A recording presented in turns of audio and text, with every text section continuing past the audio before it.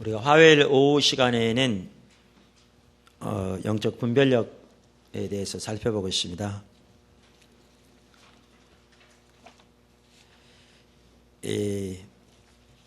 그러는 중에 몇 주 전부터는 우리 신앙의 모든 부분에서 어떻게 영적인 분별력이 필수적인가 하는 부분을 살펴보고 있고요.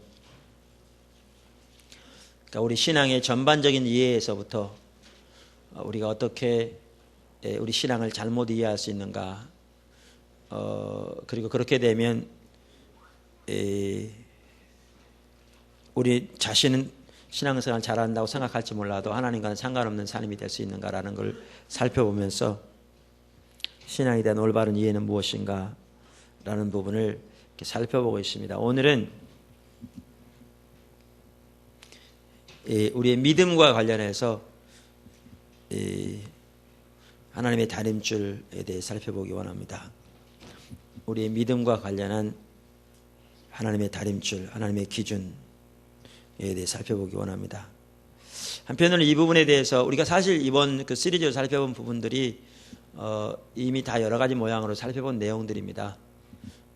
앞에서 또 믿음만 하더라도 믿음에 의한 삶을 통해서 이미 살펴보았고요. 또 십자가의 복음에서도 살펴보았고, 근데 이제 영적인 이 분별력, 하나님의 다림줄을 살펴보니까 그 부분 또한 우리 신앙의 전반적인 부분에 다 걸쳐 있는 것 같더라고요. 그래서 그런 부분들을 이렇게 하나하나 살펴보다 보니까 한편으로는 우리가 기존에 살펴본 부분들이 이렇게 많이 반복되어지고 또 이렇게 겹쳐지고 중복되어진 부분들이 많습니다. 그런데 한편으로 감사한 것은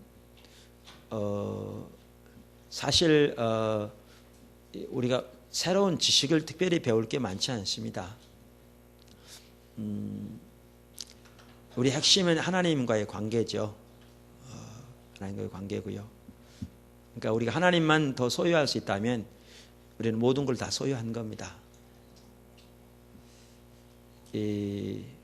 사실 우리 교회만 하더라도 목회자로서 교회를 섬길 때 어떻게 하면 교회가 이렇게 하나님이 기뻐하시는 대로 잘 자랄 수 있을까? 그러니까 교회 가운데 예배가 회복되어지고, 또 어떻게 성도들의 삶이 변화하고, 어떻게 또 전도의 문이 열려서 이런 영혼들이 주께로 회복되어지고, 또 이런 영혼들이 주께로 회복되어질 뿐만 아니라 믿음 안에 잘 자라나고 양육되어지고 빚어지고, 방황하는 성도들이 주님 안에서 정착까지 자라게 되고, 또 병들고 또 이렇게 억압받는 성도들이 자유함을 얻고 치유함을 얻고, 어떻게 또 성도들의 변화된 삶을 통해 사회가 변화될 수 있을까? 가정이 변화될 수 있을까? 또 어떻게 우리가 섬기는 교회가 하나님께 붙들림마 되어 교회 내부뿐만 아니라 교회 외에서의 하나님의 일을 위해 쓰임받을 수 있을까? 이런 부분들이 우리 목회자들이 고민하고 또 기도하는 바고 원하고 사모하는 바지요. 또 그러다 보면 우리가 예배에 대해서 또 전도에 대해서 또 어떻게 일꾼들이 잘 양육될까, 일꾼 양육에 대해서 이런 부분에서 하나님의 기준을 찾고 또 그렇게 세워지길 고민하죠. 근데 결국 해답은 하나거든요. 우리가 주님을 아는 것이거든요. 그러니까 우리가 주님을 알면 주님이 친히 교회는 인도해 가시고, 주님이 주님의 때에 주님의 방법으로 우리에게 주님의 지혜를 주셔서 이렇게 전도면 전도, 양육이면 양육, 치유면 치유, 구제면 구제, 이러한 부분에 주님의 행하심을 보이시고 우리는 믿음으로 주님을 따라가면 주님이 주님의 능력으로 주님의 일을 이루시거든요. 그렇기 때문에 사실 우리 모든 면의 핵심은 주님을 알고 사랑하는 겁니다. 그 가운데 머물러 있는 것, 그런 차원에서 본다면 우리가 영적 다림줄 이 부분을 쭉 살펴보면서 이제 이런 화요 모임 같은 경우에는 오래 전부터 몇 년 전부터 오신 분도 계시지만 오늘 처음 오신 분도 계시고 오신 지 몇 개월 안 되신 분도 계시고, 또 지금 여기에 많은 분들은 오신 지 얼마 안 되신 분들이거든요. 늘 오셨다 가시니까 한편은 그게 감사하죠. 왜냐하면 저희는 이 모임이 모든 사람을 다 이렇게 소화해서 담고 있는 그러한 곳이 되기를 원치 않거든요. 그러려면 이 장소도 부족하고요. 와서 여기서 주님 만나고 주님과 동행하는 길을 배운다면 나가서 그렇게 주님과 동행하면서 삶의 현장에서 주님과 함께 있기를 원하죠. 그리고 또 다른 사람들이 와서 주님의 길을 발견하고 주님을 만나고 나아가서 그렇게 살기 원하고요. 그래서 이 장소 하나의 공정처럼 하나의 과정이 되기를 원하지 여기에 종착역이 되기를 원치 않습니다. 이제 그런 차원에서 볼 때 그 영적 다림줄을 우리가 살펴보면서 또 신앙의 또 다른 각도에서 약간 같은 내용이지만 신앙의 각 요소들에서 어떻게 하나님의 다림줄 가운데 우리가 세워져야 될 것인가, 어떻게 하나님의 기준 가운데 세워져야 될 것인가 라는 부분들을 이렇게 다시 살펴보는 것은 여러 가지 면에서 의미가 있고 중요하고 또 이렇게 필수적이라고 생각합니다. 그래서 전하는 전하 듣는 여러분 모두가 그러니까 새로운 지식을 이렇게 얻으려는 자세가 아니라 그거는 인터넷 가시면 다 이미 있거든요. 이렇게 주님을 더 찾고 알고자 하는 그런 마음으로 이 자리에 같이 모여서 주님을 구하게 되기를 바라고요. 그렇게 주님을 알 때 우리 가운데 주님의 생명이 모든 면에서 이렇게 흐르게 될 줄로 믿습니다. 근데 믿음은 우리 신앙에서 이렇게 필수죠. 왜냐하면 성경에 보면 처음부터 끝까지 우리 신앙생활은 오직 믿음으로 오니까요. 그리고 우리는 믿음엔 대단한 강력한 능력이 있어서 우리가 주님을 믿는 만큼 주님의 능력을 경험하거든요. 그러니까 예수님께서 죽은 나사로의 무덤 앞에 서섰을 때 마르다에게 돌을 굴려놓으라 그랬더니 그 나사로는 죽으니 나흘 됐거든요. 그리고 우리나라에도 그렇습니다만은 그 나라는 더운 나라인데 여러분 사막 지역에서 뜨거운 그 사막의 돌 속에 굴 속에 죽은 시체를 나흘간 집어넣어놨으면 어떻게 되었을 것은 여러분 뻔히 아시겠죠. 살이 다 썩어서 흘러내리고 다 썩진 않았겠지만 썩어서 뭐 이렇게 된 상황, 그건 너무나 잘 아는 상황이죠.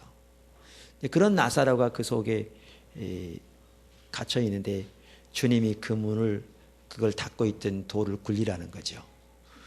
그러니까 마르다는 그 상식적인 건데 주님 죽은 지 나흘이나 되었는데요. 그렇게 말씀하셨을 때 주님이 말씀하시기를 내가 네게 이르기를 네가 믿으면 하나님의 영광을 보리라고 하지 않았느냐. 그렇게 말씀하시고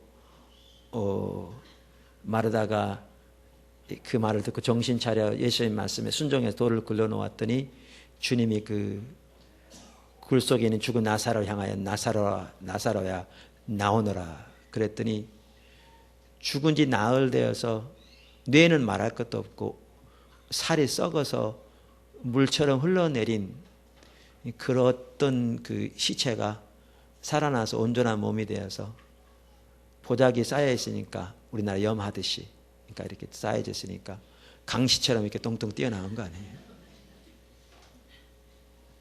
그러니까 거기에 보시면 믿음은 그만큼 강력해서 죽은 지 나흘 된 나사로도 살릴 수 있는 하나님의 능력을 풀어놓는 것이 믿음이거든요.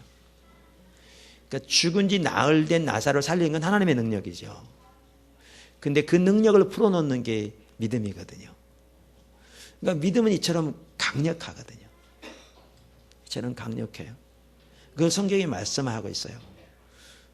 그래서 성경에 보면 믿음으로 어떤 사람은 죽은 사람을 다시 아들을 돌려받기도 하고 믿음으로 사자의 입이 막히기도 하고 믿음으로 바다가 갈라지기도 하고 믿음으로 반석이 터져서 물이 나오기도 하고 이런 일을 하나님이 믿음을 통해 하셨다라고 말씀하심으로써 그 믿음이 얼마나 강력한 하나님의 능력을 풀어놓는가. 믿음 그 자체가 강력한 게 아니라 믿음이 하나님의 능력을 풀어놓기 때문에 그런 강력한 것임을 말씀하고 있고 또 믿음은 산을 옮길 수도 있다고 이렇게 말씀하고 계시죠.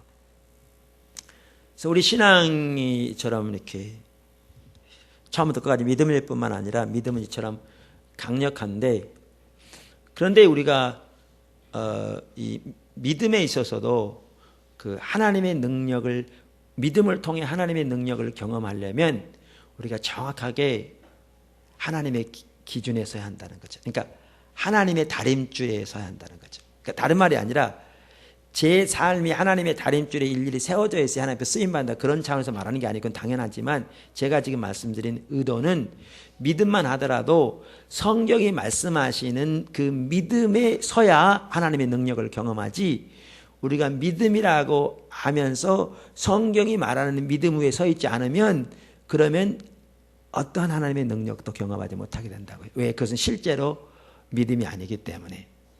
그래서 이 믿음에 있어서도 하나님의 다림줄을 이해하는 것이 중요하다, 그 말입니다. 오늘 몇 가지를 살펴보고자 하는데요. 첫째는 믿음이 아닌 것입니다.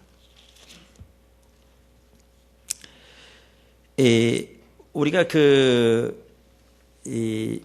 우리 신앙에 대해서 살펴보면서 우리 신앙은 하나님을 아는 것이다 라면서 이렇게 하나님을 아는 것에 대해서 우리가 살펴보면서 하나님을 아는 것이 무슨 뜻인가라는 것을 알려면 하나님에 관해서 아는 것과 하나님을 아는 것을 알아야 한다, 이렇게 살펴봤어요. 그 도표를 한번 보여주실래요? 잠시 한번 이렇게 살펴보고 넘어가죠. 자, 여기 보시면, 그래서 하나님 주님에 관해서 아는 것과 주님을 아는 것, 우리 신앙의 본질은 주님을 아는 건데, 우리가 앞에서 말씀드린 대로 영생은 유일하신 참 하나님과 그의 보내신 자 예수 그리스도를 아는 것이니이다. 오라 우리가 여호와를 알자. 이 백성이 하나님을 아는 지식이 없어 망한다. 이런 모든 구절을 읽을 때 하나님을 아는 것이 우리 신앙의 본질인 건 다 아는데, 우리가 하나님을 아는 것만 하더라도 성경이 말하는 하나님을 아는 게 무엇을 의미하냐 하는 걸 아는 게 중요하다라는 걸 이미 살펴보았고, 그러기 위해서 이 두 차이를 알아야 한다, 살펴봤죠? 다 아신 내용입니다. 그래서 주님에 관해서 아는 것은 하나님에 관해서 이론적으로 아는 것, 신학적인 지식이죠. 다시 말하면 하나님은 전능하신 분이시다, 하나님은 거룩한 분이시다, 하나님의 능력이 하나님이시다, 믿음은 역사하는 힘이 있다, 하나님 우리의 기도를 응답하신다, 하나님은 신실하신 분이시다. 이 모든 것들이 하나님에 관한 지식이다. 이것은 자서적인 지식이고 교육과 공부를 통해서 습득하고, 그런데 이것이 하나님을 아는 게 아니고 성경이 말하는 이것은 신앙의 본질인 하나님을 아는 것을 위한 수단이다. 그리고 이것은 우리 삶에 변화를 주지 않는다라고 살펴봤고, 그럼 주님을 아는 건 뭐냐? 주님을 아는 건 이 성경이 말씀하시는 살아계신 인격체이신 하나님을 아는 것, 개인적으로. 그러니까 실제적인 하나님을 아는 것. 이것은 성령의 조명으로 알게 되고, 이것은 저자와의 교제와 같이 자서전에 비교한다면 그 성경은 하나님의 자서전과 같은데, 성경에 기록된 살아계신 실제이신 하나님과 교제를 통해 아는 것을 말한다. 그래서 이 부분을 이미 살펴보았듯이 하나님의 성령으로 하나님의 성품을 아는 것, 하나님의 목적과 길을 아는 것, 그래서 인격체신 하나님을 아는 것을 말한다. 그리고 이게 신앙의 본질이다라는 것을 살펴보았습니다. 근데 제가 왜 이 부분을 복습하느냐 하면요, 이게 믿음을 이해하는데도 관계가 있습니다. 왜 관계가 있냐 하면, 아까 제가 먼저 믿음에 대한 잘못된 이해에 대해서 말씀드렸는데, 믿음에 대한 잘못된 이해가 여러 가지가 있지만 그 중에 가장 대표적인 게 뭐냐 하면 바로 이 부분이기 때문에 그렇습니다. 그게 뭐냐 하면, 많은 사람들이 믿음을 무엇으로 생각하냐 하면 이 주님에 관해서 아는 지식, 이것을 그대로 믿으면 그게 믿음이라고 생각합니다. 다시 말하면 하나님이 한 분이신 줄 믿습니까? 하나님이 천지를 창조하신 분인 줄 믿습니까? 하나님은 기적의 하나님으로서 모세 시대에 홍해를 가르신 것을 믿습니까? 하나님은 병든 자를 치유하신 하나님을 믿습니까? 하나님은 우리를 사랑하사 독생자를 아끼지 아니하시고 십자가에서 우리를 위해 내어주신 걸 믿습니까? 하나님은 우리의 필요를 아시고 우리의 머리카락까지 세신 바 되신 걸 믿습니까? 라고 믿으면 우리가 믿습니다. 나는 그 사실을 분명히 믿습니다. 이렇게 말할 때 이처럼 하나님에 관한 지식을 그대로 잘 믿으면 그것을 믿음이라고 생각하죠. 그리고 그것이 믿음이 좋다고 생각합니다. 그래서 예를 들면 교회에서 어떤 성도가 어려움을 당하고 있으면 어떤 집사님 옆에 가서 집사님, 하나님이 계시잖아. 하나님을 믿어. 하나님은 우리의 필요를 채워주시잖아. 하나님은 머리카락까지 세신바 되신다고 하셨잖아. 그것도 못 믿어? 집사님, 하나님 믿어야지. 이렇게 말해서 이렇게 성경적인 지식을 가지고 그에 대한 확신을 가지고 그렇게 그 성경에 나와 있는 하나님에 관한 지식을 그대로 잘 믿으면 그 사람이 믿음이 좋은 사람이라고 생각합니다. 그런데 성경에 나와 있는 하나님에 관한 진리를 그대로 믿는 게 중요합니다. 하나님의 말씀도 믿지 않으면 우리에게는 절대로 믿음이 있을 수가 없죠. 근데 문제는 그게 성경이 말하는 믿음은 아니라는 겁니다. 그게 성경이 말하는 믿음은 아니라는 거죠. 성경을 한번 보시죠. 요한복음 5장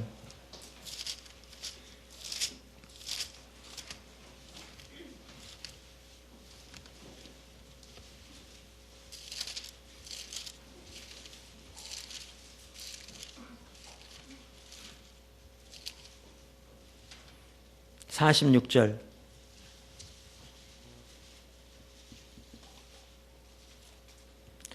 모세를 믿었다면 또 나를 믿었으리니 이는 그가 내게 대하여 기록하였음이니라. 그러나 그의 글도 믿지 아니하거든 어찌 내 말을 믿겠느냐 하시니라. 45절 보시죠. 내가 너희를 아버지께 고소할까 생각지 말라. 너희를 고소하는 이가 있으니 너희의 바라는 자 모세니라. 우리가 여러 번 살펴보았습니다만 이 말씀을 예수님께서 누구에게 하셨느냐 하면 종교 지도자들에게 하셨습니다. 유대인들. 그 중에 대표적인 인물들이 바리새인들입니다. 바리새인뿐만 아니고도 마찬가지입니다. 근데 그들에게 예수님께서 지금 하신 말씀이 뭐냐 하면 너희가 뭘 안 믿는다? 하나님의 말씀을 안 믿는다는 거죠. 그러면 우리는 이러한 구절을 읽을 때 우리는 이렇게 생각합니다. 그 당시에 바리새인들은 하나님의 말씀을 안 믿었구나. 예수님 그렇게 말씀하시잖아요. 그러니까 그들이 그렇게 살지. 하나님도 말씀도 안 믿은 사람들. 그러면서 우리 하나님의 말씀 있잖아요. 여러분이 성경이 하나님의 말씀을 믿으세요? 66권이 1.1획 틀림없는 하나님의 말씀인지 믿습니까? 그러니까 우리는 이렇게 하나님의 말씀을 믿으니까 우리는 바리새인과 달리 우리 하나님의 말씀을 잘 믿는다고 생각하죠. 근데 우리가 생각해야 할 것은 바리새인들이 그러면 우리가 생각하기에 그들이 성경에 나와 있는 하나님의 말씀도 안 믿었다는 말이라고 생각하느냐 하는 거죠. 이 구절이 아니라는 겁니다. 바리새인들은 이런 유대인들 그중에 대표적으로 바리새인들은 누구보다 철저하게 하나님의 말씀을 믿었습니다. 제가 44절 읽었냐면요. 여기 44절에 너희의 바라는 자 곧 뭐라고요? 너희를 고소할 자가 있으니 너희의 바라는 자 모세니라. 여기 보시면 영어 성경에 이렇게 되어 있어요. Your accuser is Moses. 너희를 고소하는 이가 모세라. 그러면서 on whom your hopes are set. 모세인데 그 모세가 누구냐? 너희가 너희 소망을 그 위에 두고 있는 자가 모세라 그 말이죠. 무슨 말이냐면 바리새인들은 그 당시 유대인들은 자기들의 신앙의 모든 것을 무엇에 두고 있었느냐? 율법에 두고 있었습니다. 율법에. 그 율법이 어디에 나오는 율법이요? 성경에 나오는 율법에. 그러니까 예수님이 직접 그들에 대해서 증거하시기를 너희가 너희의 소망을 그 위에 두고 있는 모세가 너희를 고소할 거라 이렇게 표현할 만큼 그들은 그들의 모든 소망을 율법에 두었습니다. 그만큼 율법을 소중히 여겼습니다. 여기 율법은 말씀이죠. 그 당시 구약. 작게는 모세오경이면 크게는 구약 성경 전체를 율법이라고 그렇게 표현하기도 합니다. 자, 그래서 그들은 성경에 나와 있는 모든 하나님의 말씀을 1.1획 틀림없이 그대로 믿었을 뿐만 아니라 그것을 하나님의 말씀으로 그대로 받아들일 뿐만 아니라 자기들의 모든 소망을 그 위에 둘 만큼 그토록 철저하게 믿고 신뢰했습니다. 이게 바리새인들입니다. 그러니까 저들은 성경을 안 믿었구나, 우리는 성경을 믿는데, 이게 성경을 믿는 거라면 바리새인들은 우리보다 1000배, 수백 배, 수천 배로 더 확실하게 믿었지 안 믿는 자들이 아니었습니다. 그런데 그러한 바리새인들, 유대인들에게 예수님이 뭐라고 말씀하시냐면, 너희가 성경도 안 믿으면서 어떻게 나를 믿겠느냐, 이렇게 말씀하시는 거라는 거죠. 그럼 뭐가 문제냐는 겁니다. 이걸 이해해야 된다는 거죠. 뭐가 문제냐는 거죠. 그럼 지난번에 말씀드린 거 똑같아요. 그 앞에 나와 있는 것처럼 바리새인들은, 유대인들은 자기들은 누구보다 하나님을 가장 잘 안다고 생각했습니다. 왜요? 지금 말씀드린 것처럼 그들은 그 당시 성경인 구약을 1.1획 틀림없이 믿을 뿐만 아니라 그 율법 위에 자기들의 모든 소망을 두고 나름대로 최선을 다해 율법을 지킴으로 하나님의 법도에 서고자 했기 때문에 자기들이야말로 누구보다 하나님을 잘 알고, 누구보다 하나님의 길을 더 잘 알고, 누구보다 하나님을 가장 잘 알고 있어서 다른 사람을 가르치는 자라고 자부하고 확신했죠. 그래서 로마서 2장에 보면 유대인들에게 사도 바울이 쓴 말 중에 이런 말이 있거든요. 사실 그 당시 바리새인들에 대해서 대입해 보면 조금도 틀릴 바가 아닙니다. 유대인들 다 포함돼. 이게 로마서 2장에 이렇게 얘기했어요.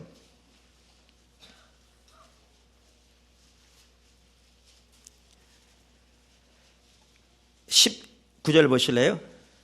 18절부터 보시면, 죄송합니다. 17절부터 보시죠. 유대인이라 칭하는 내가 율법을 의지하며 하나님을 자랑하며 율법의 교훈을 받아 하나님의 뜻을 알고 지극히 선한 것을 좋게 여기며 내가 율법에 있는 지식과 진리의 규모를 가진 자로서 소경의 길을 인도하는 자요, 어둠에 있는 자의 빛이요, 어리석은 자의 훈도요, 어린아이의 선생이라고 스스로 믿으니. 여러분, 이게요 그 당시 유대인들이 믿는 바입니다. 바리새인 뭐라고 믿었어요? 자신들은 율법을 의지하는 자들이요, 하나님을 자랑하는 자들이요, 율법의 교훈을 받아 하나님의 뜻을 아는 자들이요, 지극히 선한 것을 좋게 여기는 자들이요, 율법에 있는 지식과 진리의 규모를 가진 자들이요, 그래서 소경의 길을 인도하는 자들이요, 어둠에 있는 자들의 빛이요, 어리석은 자의 훈도요, 교사라고 말이죠, 어린아이의 선생이라 그렇게 믿었어요. 이해되십니까? 이게 그 당시 유대인들이 자기들을 생각하는 바입니다. 왜? 그들은 누구보다 율법을 잘 알았으니까. 이들이 하나님을 몰랐다고 생각하십니까? 이들이 자기들이 하나님을 모른다고 생각했다고 생각하십니까? 이 보세요. 표현이 얼마나 정확한가 보세요. 이들이. 근데 그들을 향해서 예수님은 너희가 하나님 모른다고 그러시잖아요. 그들을 향해서. 그러니까 그들이 그 말을 들었을 때 어떻게 느꼈겠느냐고요. 그리고 이처럼 그들이 하나님의 말씀을 잘 알고 그 말씀의 토대 위에 서 있는데 하나님의 말씀을 안 믿는다고 그러잖아요. 이걸 보셔야 한다고요. 그럼 뭐가 문제였느냐? 우리가 이미 살펴보았듯이 똑같이 하나님을 아는 지식이라는 말을 쓰고 똑같이 성경을 인용해서, 예를 들면 호세아서 6장에, 호세아 4장에 이 백성이 지식이 없으면 망한다, 저들이 율법을 잊었으니 나도 너희를 버려, 이런 구절을 읽을 때 하나님을 아는 지식이라는 똑같은 말을 쓸지 몰라도 성경이 말씀하시는 그 의미와 그들이 이해하는 의미가 달랐다는 거죠. 그래서 지난번에 살펴본 것이 뭐였냐면, 성경이 말하는 하나님을 아는 지식은 이걸 말했다고요. 인격체신 살아계신 하나님을 아는 것. 그래서 요한복음 5장에 말한 것처럼 하나님의 음성을 듣는 게 포함되고, 살아계신 하나님, 하나님의 형용을 보는 게 포함되는, 하나님의 성품을 아는 게 포함되는. 그런데 그들은 똑같은 하나님을 아는 지식을 뭘로 생각했냐면 이걸로 생각했다고요. 하나님에 관해서 이론적으로 하는 거. 이 부분에서는 타의 추종을 불할 만큼 말씀드린 대로 누구보다 잘 알고 나름대로 누구보다 열심히 섬겼기에 여기 로마서 2장에 이렇게 사도 바울이 표현한 것처럼 그들은 이렇게 자부심을 가지고 있었다고요. 그런데 여기도 로마서에 나와 있듯이 저들이 인격체신 살아계신 하나님을 모르니까 그들의 삶이 변치 않잖아요. 여기 나와 있는 것처럼. 너희가 도적질하지 말라 하면서 너희는 왜 도적질하느냐 그랬잖아요. 근데 본인이 도적질하는지도 모르죠. 왜 안 비춰지니까. 표면적으로 남의 집에 가서 훔친 것은 없으니까. 의미가 달랐다고요. 그럼 믿음도 똑같아요. 믿음도 똑같아요. 어떻게 믿음이 똑같은가 하면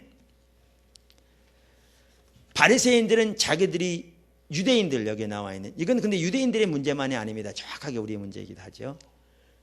유대인들은 왜 자신들이 믿음이 좋다고 생각했느냐 하면 여기 말한 대로 이제 보세요. 저들이 율법의 교훈을 받아 하나님의 뜻을 아는 자들이요 지극히 선한 것을 좋게 여기는 자들이요 율법에 있는 지식과 진리의 규모를 가진 자들이요 그러니까 소경의 길을 인도하는 자들이요 어두운 가운데 있는 자들을 위한 빛이요 자기들이 어린아이의 선생이라 얼마나 정확하게 표현하고 있어요. 그러니 하나님의 말씀을 누구보다 잘 믿는다고 생각했는데 그들을 향하여 예수님은 저들이 너희가 하나님의 말씀을 전혀 안 믿는다. 그럼 뭐가 문제인가? 똑같이 믿음이라는 말을 사용하고 똑같은 성경의 구절을 인용할지 몰라도 믿음을 잘못 이해한 겁니다. 근데 어떻게 잘못 이해한 거냐? 이렇게 잘못 이해한 겁니다. 바리새인들은 여기 보십시오. 제가 그래서 이걸 펴라고 그런 겁니다. 이걸 그대로 믿으면 그게 믿음이라고 생각했습니다. 그러니까 성경에 나와 있는 모든 하나님의 진리를 말씀을 그대로 믿으면 그게 믿음이 좋은 거라고 생각했습니다. 그리고 바리새인들은 실제로 그랬기 때문에 그래서 그 율법 위에 자기들의 모든 소망을 걸고 있었기 때문에 자기들은 누구보다 하나님의 말씀을 잘 믿는다고 자부하고 확신하고 아까 여기 로마서 2장에 나온 것처럼 그렇게 그들은 생각했습니다. 그런데 왜 그러면 예수님은 저들에게 전혀 하나님의 말씀을 안 믿는다고 말씀하시느냐?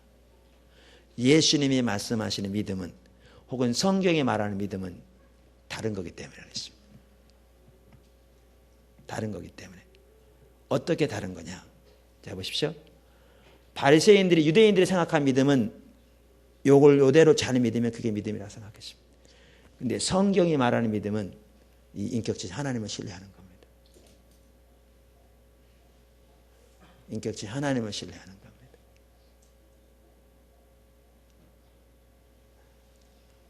하나님을 신뢰하는 거죠.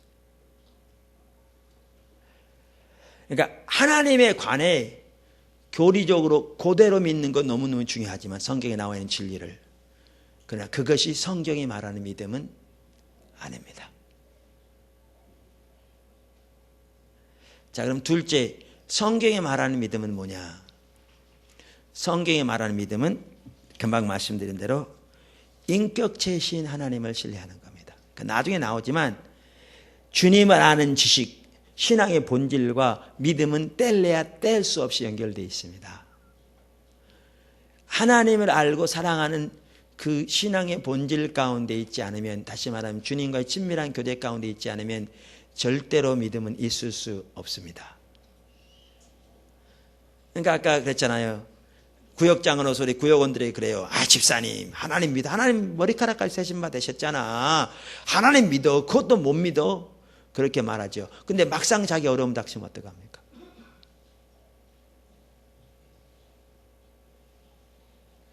인간적으로 볼 때 헤어날 길이 없어요. 도움의 길이 없어요. 그럼 잠잠히 하나님을 신뢰함으로 주님을 의지하고 기다립니까? 안 그렇죠. 대부분이 안 그렇죠. 전혀 믿음이 없는 거죠. 그럼 왜 자기는 믿음이 있다고 생각하느냐? 믿음이 있었던 게 아니고 믿음을 잘못 이해했죠. 하나님에 관해서 이론적으로 지식적으로 교리를 그대로 믿으면 그게 믿음이라고 생각했는데 그게 아무 일 닥치지 않을 때는 모르죠. 그러나 문제를 닥치고 보면 그게 어떠한 삶에 힘도 주지 못하는 것을 발견하게 되죠. 왜요? 그건 실제로 성경이 말하는 믿음은 전혀 아니었으니까요.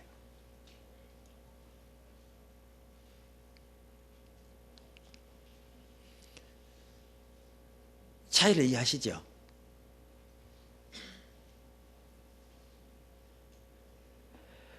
그러면 성경이 말하는 믿음은 뭐냐? 말씀드린 대로 하나님에 관한 지식을 그대로 믿는 게 아주 중요합니다. 그러나 그건 믿음을 위한 수단이고요. 믿음은 살아계신 인격체신 하나님을 신뢰하는 겁니다. 그러니까 믿음은 교리에 있는 게 아니고요. 교리에 두는 게 아니고 믿음은 인격체에게 두는 겁니다. 아멘.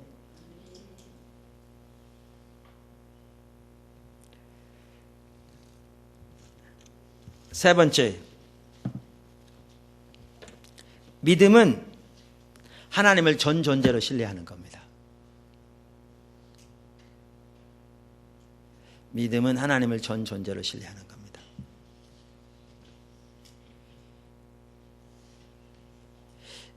그러니까 이게 오늘날 믿음에 대해서 잘못 이해되는 부분과도 연관이 있습니다. 이 부분이.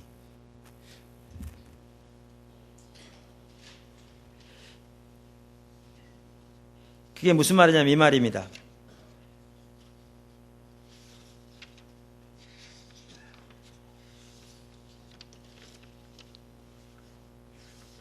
그러니까 믿음은 우선 먼저 하나님을 신뢰하는 거고요. 믿음은 우리의 전 존재로 그 인격체신 하나님을 신뢰하는 겁니다. 그러니까 이 말을 바꿔 말하면 우리의 믿음이 하나님과 다른 것에 동시에 있으면 그건 하나님을 전혀 믿는 게 아닙니다. 그러니까 전 존재로 하나님을 신뢰한다는 말은 그러니까 제가 지금 오전 11시간에는 많은 분들이 그때도 오셨습니다만 여기 있는 분들의 반은 오신 것 같은데 하나님을 경험하는 삶을 이렇게 쭉 다시 살펴보고 있는데 몇 주 전부터 이 오후 설교와 오전 11시 성경 공부가 이렇게 딱 연결되는 걸 볼 수 있거든요. 그날 이렇게 정확하게 서로 연결되는 걸 볼 수 있는데요. 이 부분도 마찬가지입니다.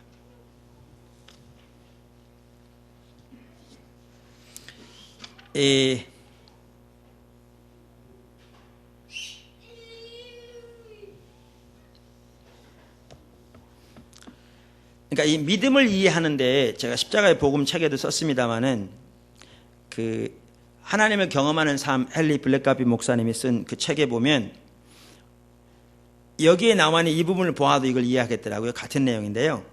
그분의 책 12단원에서 하나님과의 친밀한 사귐을 위한 본질을 그분은 네 가지로 이렇게 했어요. 그러니까 하나님과 친밀한 사귐, 만남을 가지려면 이게 필요하다 그러면서 네 가지를 이렇게 말했거든요. 그 네 가지 이거예요. 제가 한번 읽어볼게요. 우리는 우리의 존재를 다 걸고 하나님을 사랑해야 한다. 여기 핵심은 존재를 다 걸고라는 거예요. 여러분 하나님 사랑할 수 있어요. 그죠? 우리 하나님 사랑할 수 있어요. 근데 존재를 다 걸고 사랑하지 않으면 사랑이 아니에요. 그러니까 내가 나의 아내를 사랑하는데 나의 아내만 사랑해야지 나의 아내도 사랑하면 안 되죠. 그러니까 나의 아내도 사랑하고 다른 여자도 사랑하면 실제로는 아내를 사랑하는 거예요? 안 사랑하는 거예요? 안 사랑하죠. 아내를 90% 사랑하고 다른 사람은 10% 사랑. 물론 목회자는 모든 성도를 사랑해야지만 그건 다른 의미로 말하는 거죠.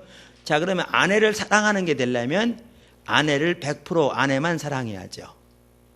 그러니까 하나님을 사랑하는 것도 마찬가지거든요. 존재를 다 걸고 하나님을 사랑해야 돼요. 그 말은 하나님만 사랑해야 돼요. 그러니까 성경에 의하면 나눠진 마음의 우상숭배죠. 그래서 하나님과 돈을 같이 섬길 수 있다고요? 없다고요? 섬길 수 없다고요. 그러니까 탐심이 곧 뭐라고요? 우상숭배라고요. 왜? 나눠진 마음이 우상숭배거든요. 그래서 쉐마라고 하는 제 첫 번째 계명에 대해서 말하면서 전제 출발이 뭘로 시작하냐면 오직 여호와는 하나이신 여호와시니 그분은 주관자는 모든 것의 근원 되시는 창조주는 한 분이시니 우리의 모든 것으로 그분을 사랑함이 마땅하다 그 말이에요. 그러면서 그러니까 한 분이시니 그래서 너희는 마음을 다하고 뜻을 다하고 성품을 다하여 주 너의 하나님을 사랑하라. 그렇기 때문에 하나님을 사랑함이 되려면 하나님만 사랑해야 사랑하는 거지 하나님도 사랑하고 다른 사람도 사랑하면 그게 사랑함이 아니죠. 그래서 하나님을 사랑하려면 존재를 다 걸고 사랑해야 돼요. 아멘. 그러니까 이게 사역하다 보면 이런 것 같더라고요. 우리가 예수를 믿잖아요. 당연히 예수님의 영광을 위해 살죠. 그래요, 안 그래요? 예수님의 영광을 위해 살아요. 우리는 예수님의 영광을 위해 살라고 성경이 그랬잖아요. 너희는 값으로 피로 값주고 사신 바 되었으니 너희 이제는 하나님의 영광을 살게 하기로 함이라고 그랬잖아요. 그죠? 자, 그래서 우리는 하나님의 영광을 위해 살아요. 그래, 이 땅에서 하나님의 영광을 위해 사는데, 하나님의 영광을 위해 사는 동안 그래도 사업도 잘 돼서 좋은 집도 살아야 다른 사람 앞에 하나님의 영광 드러낼 거 아니에요? 그래서 예수를 믿고 살면서도 맨날 그야말로 그 바지가랑이 찢어지듯이 가난해가지고 그 맨날 어렵게만 살면 어떻게 하나님의 영광 드러내겠냐. 그러니 하나님의 영광 못 드러낸다. 그러니 하나님께 영광 드리려면 세상에서 잘 살아야지. 그래서 예수 믿고 복 받았다고 다른 사람들 예수 이렇게 올 거 아니냐. 그러면서 많은 사람들은 하나님을 사랑하고 동시에 세상에서 잘 되는 것도 하나님 안에서 중요하고 필요한 것이다. 그렇게 말하거든요. 많은 경우에 거짓말입니다. 무슨 말이냐면 우리의 마음이 하나님도 사랑하고 세상에 잘 되는 게 두 가지가 목적이 되는 한 절대로 하나님 사랑하는 게 아니에요. 사랑하는 게 아닙니다. 실제로는 세상에 잘 되는 게 목적이고요. 하나님은 수단에 불과하죠. 진짜로 하나님을 사랑한 것이 뭐가 그럼 하나님을 사랑한 거냐면요. 하나님 저는 세상에 잘 살아줬고 못 살아줬습니다. 상관없습니다. 저는 하나님이 계신 걸 같이 있기 원합니다. 저는 세상에서 기꺼이 잘 살지 못하고 못 먹어도 하나님이 계신 곳에 같이 있으면 저는 그게 제가 원하는 바고 제가 그 일을 위해 세상에 있는 기쁨을 저는 기꺼이 포기합니다. 저는 주님만이 저의 유일한 목표입니다. 이게 하나님 사랑하는 겁니다. 근데 그렇게 하나님을 사랑해도 하나님 우리의 필요를 채우실 뿐만 아니라 어떤 사람에게는 부도 주셔서 하나님의 영광을 위해 사용하게 하십니다. 그러나 그 사람 중심에 내가 예수도 잘 믿고 세상에 잘 되는 게 목적이 아니고 그의 중심에는 하나님만이 그의 유일한 목적이고 세상에 잘 살건 못 살건 상관없이 하나님만 목적이 되어지되 하나님이 하나님의 영광을 때로는 주셔서 하나님을 위해서 살게 하십니다. 이건 근본적으로 다른 겁니다. 이게 하나님을 사랑하는 것이지 아까도 말한 대로 그 말은 매우 그럴듯하고 매우 그러니까 설득력 있는 것처럼 느껴지지만 실제로는 그 중심이 나눠져 있는 마음이기 때문에 나눠진 마음은 우상숭배해서 하나님 사랑하는 게 아닙니다. 목회자도 그렇더라고요. 얘는 목회만 하더라 그렇습니다. 주님, 저는 주님이 기뻐하신 교회가 되기 원합니다. 그러나 교회가 성장하는 건 너무너무 당연하죠. 주님 기뻐한다면 교회가 성장하지 않고 맨날 한 2명이나 3명 앉혀놓고 10년 가지고 20년 가도록 지하실에서 그게 무슨 교회입니까? 그래서 하나님이 함께 하시면 교회가 성장하고 그래야 하나님의 영광도 드러내고 하나님이 함께 하시면 보이는 게 아닙니까? 하나님 결국 오신 목적은 모든 사람을 구원하기 위한 게 아닙니까? 모든 사람이 구원하려면 교회가 성장돼야 되는 거 아닙니까? 라고 말하면서 우리 하나님을 사랑하고 하나님 기뻐하기도 하지만 당연히 교회 성장하는 것이 필요하고 그래서 교회 성장을 추구합니다. 그거요? 거짓말입니다. 많은 경우에. 무슨 말이냐? 제가 너무 좀 과하게 말했을지 모르지만 저는 그게 제가 여러 번 이런 인도하면서 그 선명히 드러나는 것 같더라고요. 우리의 마음의 중심이 하나님을 기쁘게 하는 것과 교회 성장이 같이 가면 절대로 하나님을 기쁘게 하는 게 아닙니다. 아닙니다.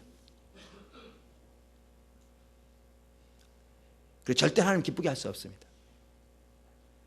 그러니까 바리새인들이 당연히 하나님 기쁘게 한다고 생각했죠. 근데 예수님은 그들에게 뭐라고 말씀하셨냐면 너희는 하나님을 기쁘게 하려 하지 않고 똑같은 말입니다. 하나님의 유일한 평가를 소중히 여기지 않고 똑같은 말이에요. 하나님을 기쁘게 하려 하지 않고 서로에게서 좋은 칭찬을 구하니 어떻게 나를 믿겠느냐 그랬어요. 바리새인이 하나님을 기쁘게 하지 않았다고 생각하세요? 아니에요. 그들은 하나님의 평가도 소중히 여기지만 사람의 평가도 소중히 여기기 때문에 실제로 하나님의 평가를 이만큼도 소중히 안 여긴 건 똑같습니다. 그 얘기예요.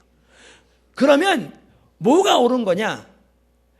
교회가 성장하고 안 하고 사람들이 그걸 기뻐하고 안 기뻐하고 그 메시지를 좋아하고 안 좋아하고 그게 중요한 게 아니고 주님 저에게는 주님이 가장 소중합니다.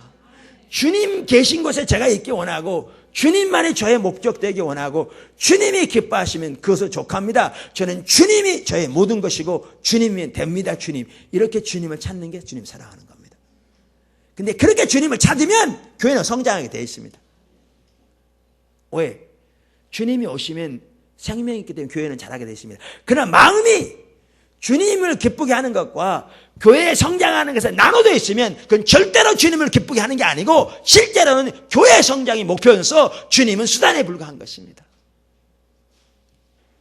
하나님을 사랑한다는 것은 존재를 다 걸고 사랑해야만 하나님을 사랑하는 것이지, 나눠진 마음은 하나님을 사랑하는 게 아닙니다.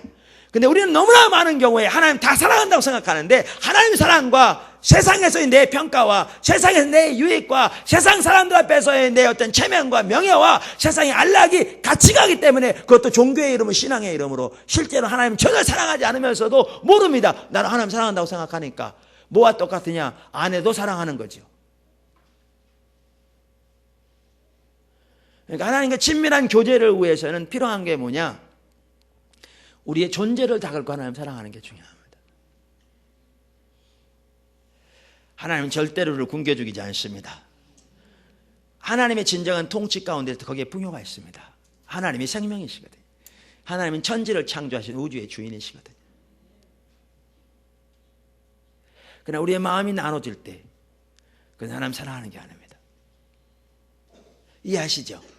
그래서 여기에 핵심적인 말은 존재를 다 걸고, 핵심적이라는 말이 그런 의미입니다. 하나님의 사랑함이 진정한 사랑함이 되려면 존재를 다 걸고 사랑해야 그게 사랑함이 되기 때문에 중요하다, 그 말이죠. 두 번째, 그 친밀한 교제를 위해서 이렇게 그분은 표현했어요. 우리는 하나님의 통치권에 완전히 순복해야 한다. 여기에 핵심적인 단어도 완전이라는 단어입니다. 왜 완전이라는 단어가 그러냐면요,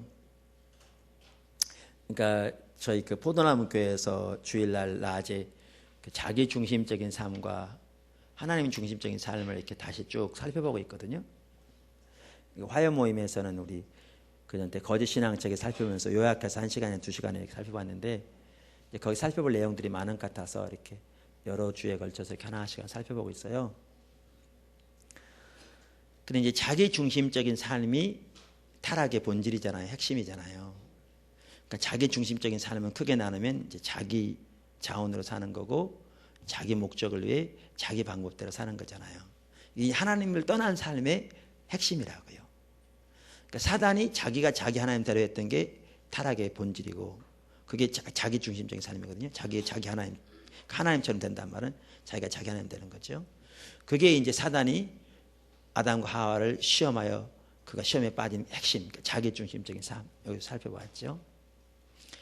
근데 아까 지금 오전 성경 공부 시간에 계속 나옵니다만, 이 자기 중심적인 삶에서는 하나님의 생명을 경험할 수 없어요. 전혀. 오전 11시간에 너무너무 선명히 나왔어요. 그러니까 앞서가신 주님을 발견하고 그 생명을 경험하려면 자기 중심적인 삶에서 어디로 옮겨와야 되죠?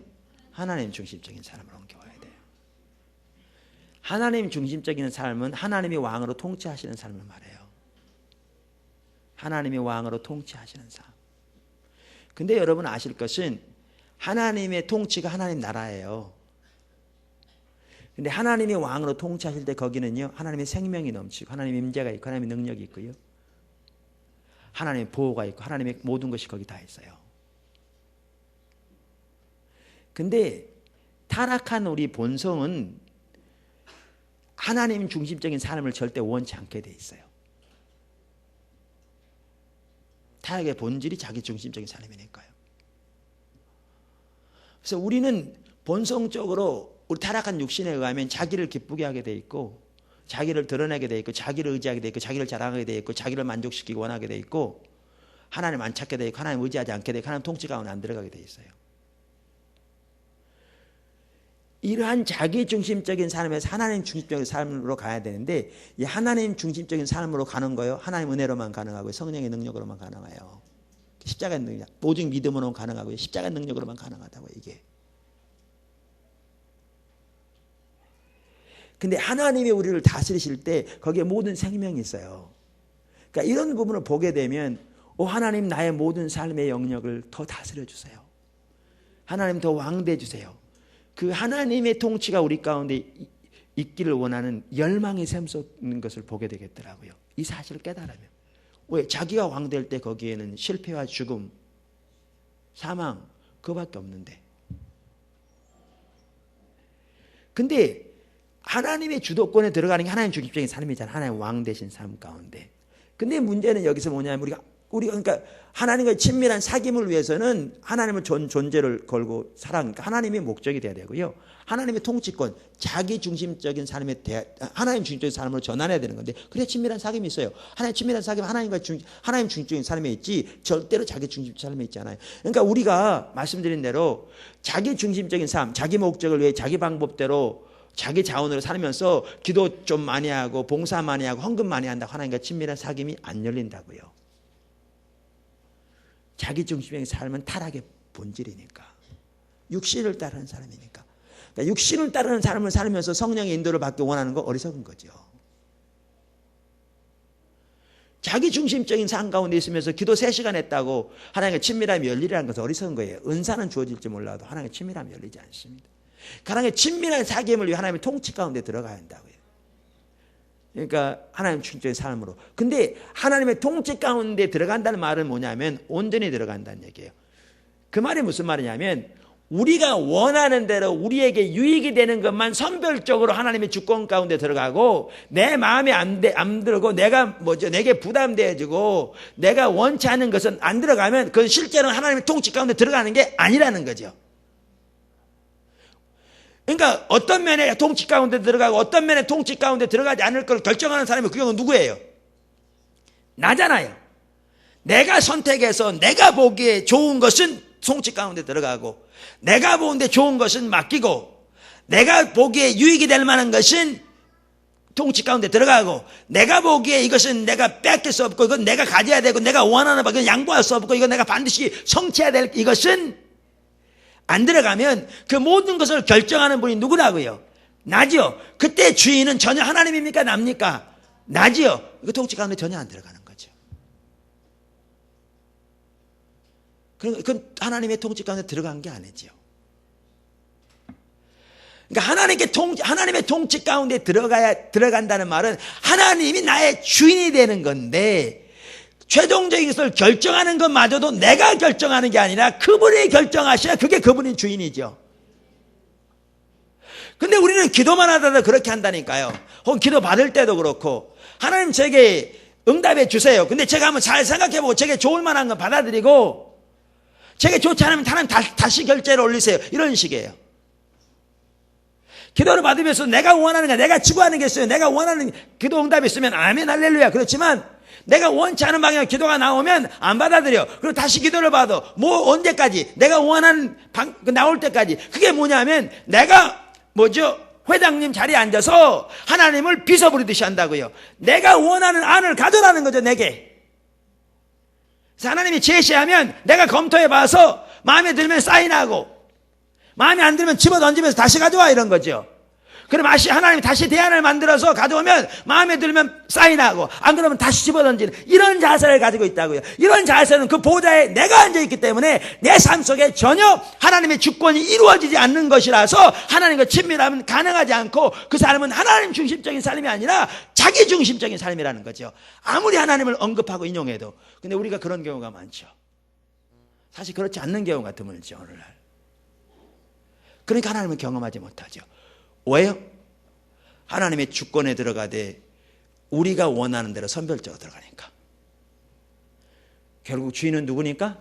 나니까. 그러니까 이분이 하는 말이 뭐냐면, 하나님과의 친밀한 사귐을 위해서는 하나님 중심적인 삶이 필수인데, 하나님 중심적인 삶이라는 것이 하나님이 주도권을 잡으시는 삶인데, 하나님이 주도권을 잡으시려면 하나님의 통치권에 온전히 순복해야 그것이 순복하는 거라, 그 말이죠. 무슨 말이 이해되시죠? 근데 이게 연결이 돼 있어요. 어떻게 연결이 되어 있냐면, 존재를 다 걸고 하나님을 사랑하는 사람만이 하나님의 통치권에 온전히 순복하게 돼 있어요.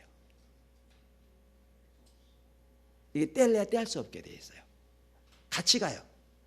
그러니까 같은 것의 다른 면을 지금 보여줄 뿐이에요. 그러니까 존재를 다 걸고 하나님의 통치권에 들어간다고 하면서, 그러니까 하나님을 존재를 다하고 사랑한다고 하면서 하나님의 통치권에 온전히 들어가지 않으면 그거는 하나님을 존재를 다하고 사랑하는 게 아니에요. 연결돼 있어요. 절대로 안 나눠져요. 그러니까 제가 이 설교를 할 때마다 가끔 그 예를 들어요. 왜냐하면 그 예를 들면 저는 똑같은 예를 가끔 자주 들어요. 왜냐하면 저 같은 경우에 그 부분을 설명할 때 그 예가 이렇게 또렷이 비춰지는 것 같더라고요.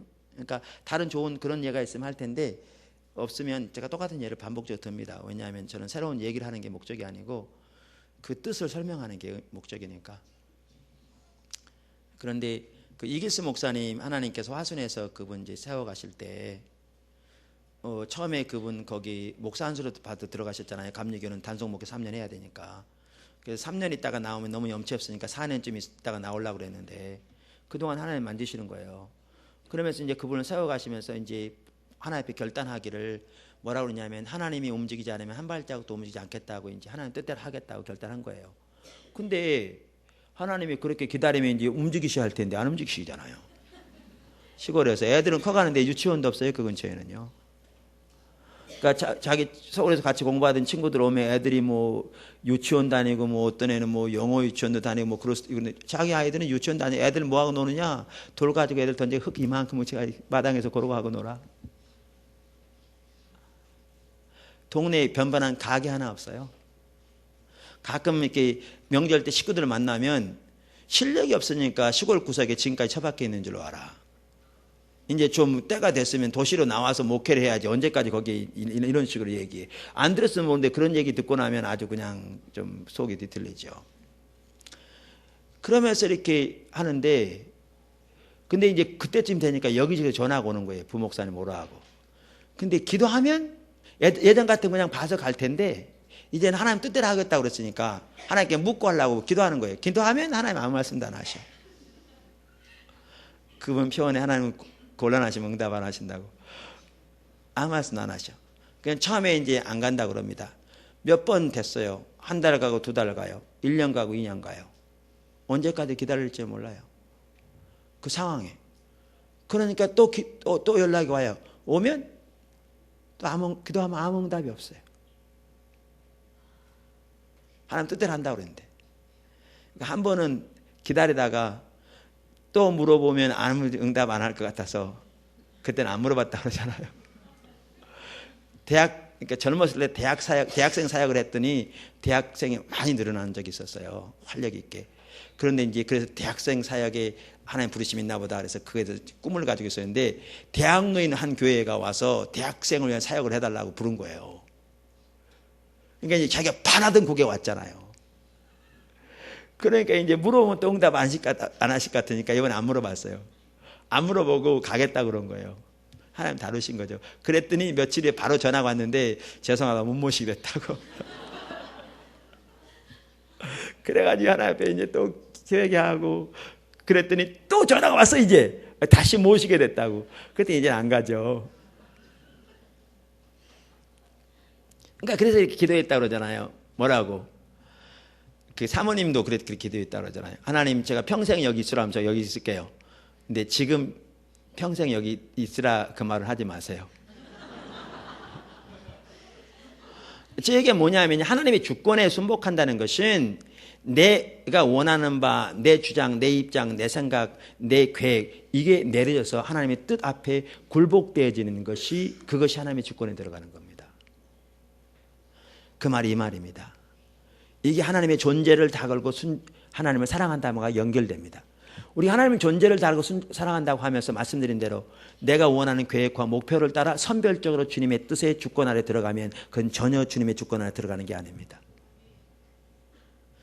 그래서 이 저자도 우리는 하나님의 통치권에 완전히 순복해야 한다 이렇게 말하는데 핵심적인 단어는 완전이란 단어입니다. 왜? 이 말이 있어야 다른 말들이 의미가 있기 때문입니다. 이해하시죠? 그 다음에 이분이 이런 얘기를 했어요. 그 세 번째, 우리는 하나님을 실질적이고 개인적으로 경험해야 한다. 이건 뭐 다 아는 바죠. 하나님과 친밀한 하나님과 개인적인 교제가 있어야 한다는 거죠. 이 부분도 없는 성도들 너무너무 많죠. 오늘날 교리적인 삶을 사는 사람 너무 많아요. 막연히 하나님 계실 거라고 생각해서 교리적으로 전통적으로 배운 대로 그대로 하면 하나님이 기뻐하시겠지라는. 근데 그게 정확하게 바리새인들이 살았던 삶입니다. 하나님과 개인적인 어떤 교제도 없이. 그러나 신약이건 구약이건 성경에 나오는 성도들은 살아계신 인격신 하나님과의 개인적인 교제 가운데 살았어요. 당연히 그들은 말씀이 그들의 삶의 토대가 되어졌죠. 그러니까 말씀과 성령이 조화를 이루는 삶을 살았죠. 그러니까 하나님과의 개인적이고 실질적인 교제가 있어야 한다. 그 다음에 넷째, 이분이 이렇게 얘기했어요. 우리는 하나님을 완전히 의지해야만 한다. 그러니까 여기서도 이제 중요한 단어는 뭐냐 하면 완전이란 단어예요. 왜냐하면 하나님을 의지하되 완전히 의지하지 않으면 하나님을 의지하는 게 아니기 때문에. 무슨 예를, 한 예를 들어보죠. 무슨 말인지. 이제 지금 제가 예를 들면 사업을 하는데 사업하다 보면 이제 여러 가지 어려운 돌발 변수들이 많이 있잖아요. 2월 말까지 5억이라는 돈이 필요해요. 근데 그 돈이 없으면 사업 크게 하는데 부도나게 생겼어요. 그리고 그러면 이제 사업하는 분들이 다 자기 자산 다 있는 게 아니고 은행에 다 저당 다 피고 다 그렇게 많이 하니까 이제 집이고 공장이고 다 경매되게 생기고 부도나게 생겼어요. 5억이라는 돈이 없으면. 그럼 우리는 어떻게 해요? 기도해야죠, 당연히. 하나님 앞에 기도합니다. 하나님 도와줄 줄 믿습니다. 하나님 도와줄 줄 믿습니다. 왜? 하나님 내가 여태까지 새벽기도 안 빠지고 열심히 봉사하여 하나님 위해 살고 주를 위해 살기 원하는 하나님 도와줄 줄 믿습니다. 그러면서 우리는 무슨 생각이에요? 어떻게 이 문제를 해결하나? 그러면서 이제 은행에 부탁을 해보고 형님한테 꼬보고 친구 사업하는 놈한테 부탁해보고 이렇게 다 이렇게 하죠. 그러면서 믿습니다 그래요. 그러면서 이제 뭐라 그러면 도와주시겠죠? 믿습니다 그래요. 그러면서 이제 가서 만나보는 거지. 이제 친구놈한테 부탁했더니 자기도 지금 부도 직전이래. 은행에 갔더니 더 이상 담보를 안 잡아준대. 형님한테 갔더니 형수님이 반대해서 도저히 한 푼도 못 도와준대. 이렇게 하나하나 무너지기 시작하면 그때 너무나 많은 사람들은 이제 원망하기 시작해요. 낙심하기 시작해요. 다른 사람 원망하고 하나님을 원망하고 낙심하고 하나님 나를 안 사랑하시는 겁니까? 나를 버려두시는 겁니까? 나를 이 지경 만드십니까? 하나님 내가 그들에게 어떻게 해줘야 되는데 그들이 내게 돌려오는 거 이것뿐입니까? 그러니까 원망과 불평과 불만과 불안 가득하게 돼요. 그럼 아까 믿습니다 했던 게 그럼 뭐예요? 하나님을 믿었던 게 아니고요. 실제로는 수단들을 묻었던 거죠. 우리는 이것을 믿음이라고 생각해요. 근데 이것은 하나님을 믿는 게 아니고 수단들을 믿는 거예요. 그러니까 하나님을 믿는 믿음이 되려면 하나님만 믿어야 돼요. 그러니까 존재를 다 걸고 하나님을 사랑하듯이 하나님의 통치권에 완전히 순복하듯이 하나님만 신뢰해야 돼요. 하나님만.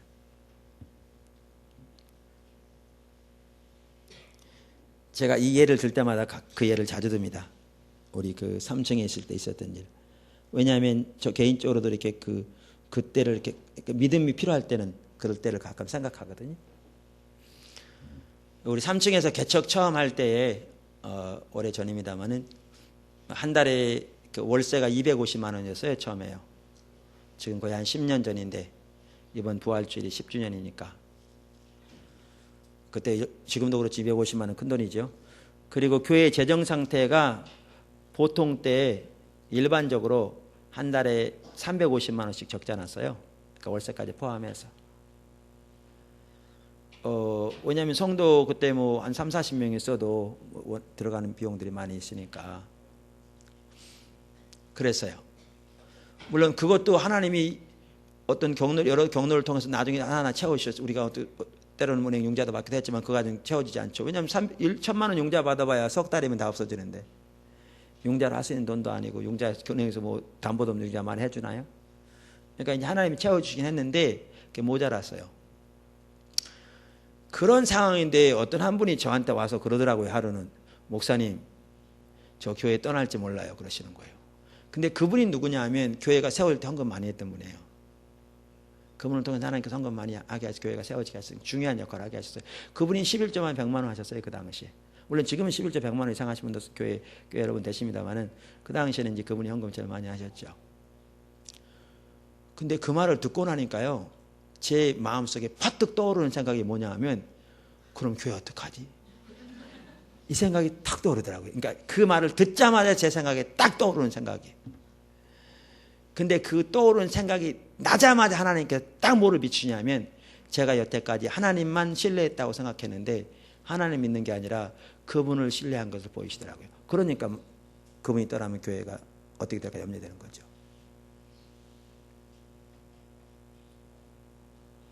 이게 딱 비춰지니까요. 와, 하나님 앞에 진짜 죄송하대요. 제가 하나님 회개했어요. 하나님, 제가 잘못했어요. 제가 하나님만 신뢰했다고 생각했는데 사람을 의지했음을 용서해 주세요. 제가 그리고 그분한테도 용서를 구했어요. 물론 그분은 결국 떠났어요. 그리고 그분뿐만 아니라 물론 제가 이제 미숙한 시대니까 지금도 미숙하지만 그랬겠지만 성도들 중에 여러분들이 떠나서 그때 이렇게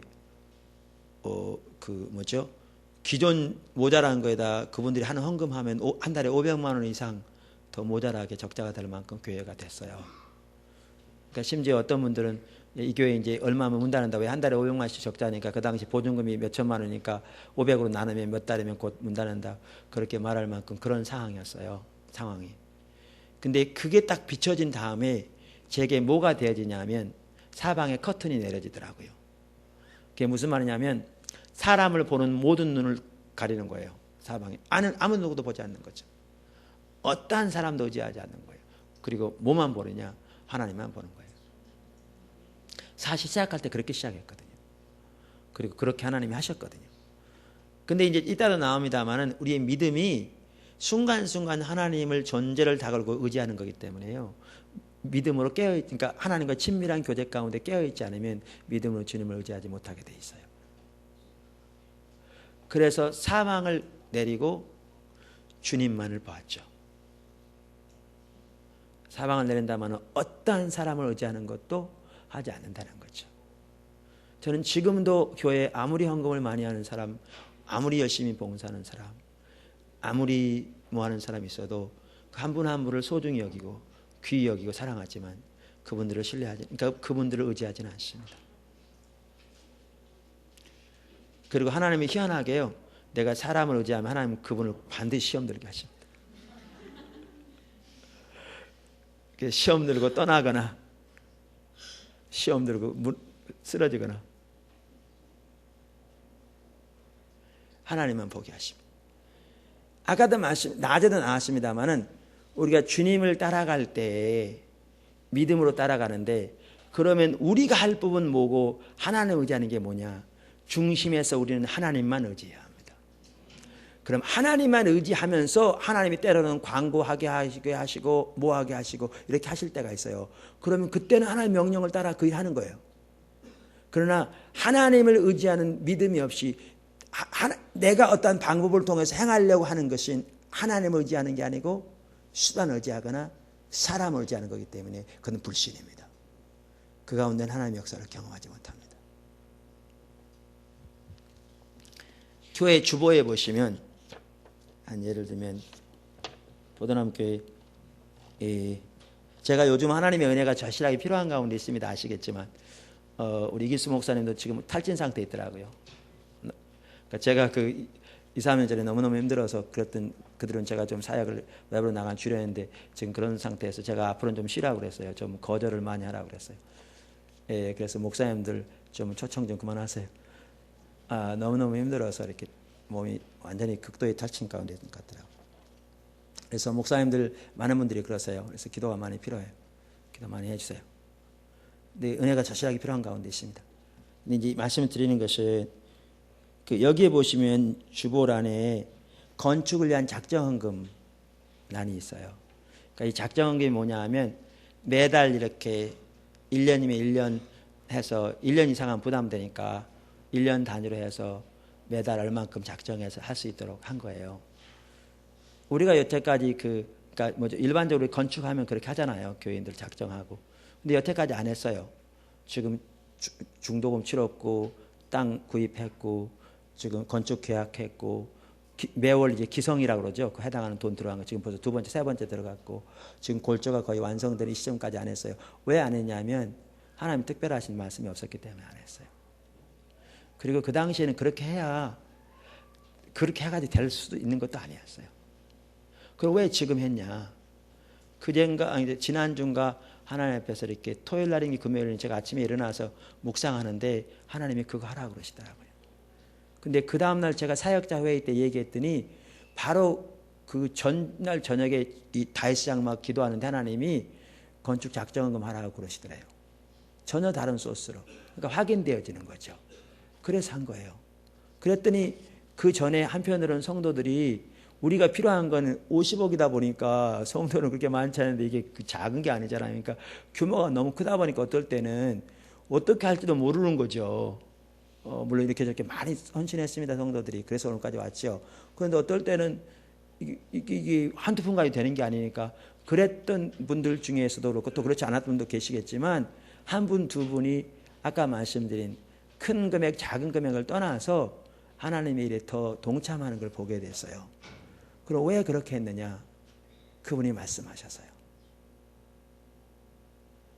그러니까 우리가 어떤 방법을 안 하는 게 믿음이고 어떤 방법을 하면 그게 불신은 그런 차원이 아니고요. 우리 중심에서는 하나님만 믿어야 돼요. 사람을 의지하거나 방법을 의지하면 하나님 신뢰하는 게 아닙니다. 그럼 하나님만 의지하되 하나님만 의지하면 그분이 인도해 가세요. 그분이 역사해 가세요. 그리고 필요를 채워 가세요. 저 개인적으로는요, 재미있는 게 있어요. 그게 뭐냐 하면, 우리 처음에 여기 교회 개척할 때도 그랬고, 또 이렇게 뭐 부지사 할 때도 그렇고, 뭐 여러 경로에 그러는데, 예를 들면 이제 하나님께서 어떤 일을 하라고 그래요. 근데 이 돈이 많이 들어가요. 그런 일이에요. 그러면 그럴 때마다 꼭 어떤 분들이 있냐 하면요, 나한테 그걸 위해서 헌금하겠다고 약속하는 분들이 있어요. 많은 돈을. 항상 그런 건 아닌데 많은 경우에 그래요. 그럼 저는 하나님이 그렇게 말씀하셨는데 이게 확인되어지는 거잖아요. 그래서 제가 그 일을 따라가도록 하나님이 도와주세요. 근데 여태까지요, 그렇게 약속한 분을 통해서 일이 되어진 적 한 번도 없어요.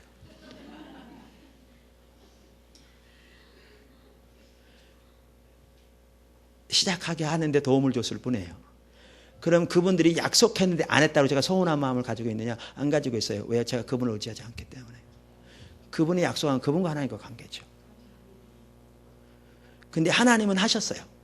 근데 하나님은 다른 통로를 통해 하셨어요. 여태까지 항상 괴로웠어요. 그러니까 그게 몇 번 반복되고 나니까 더 사람을 의지하지 않아요. 근데 그게 하나님의 행하심을 따라가는데 도움은 줘요.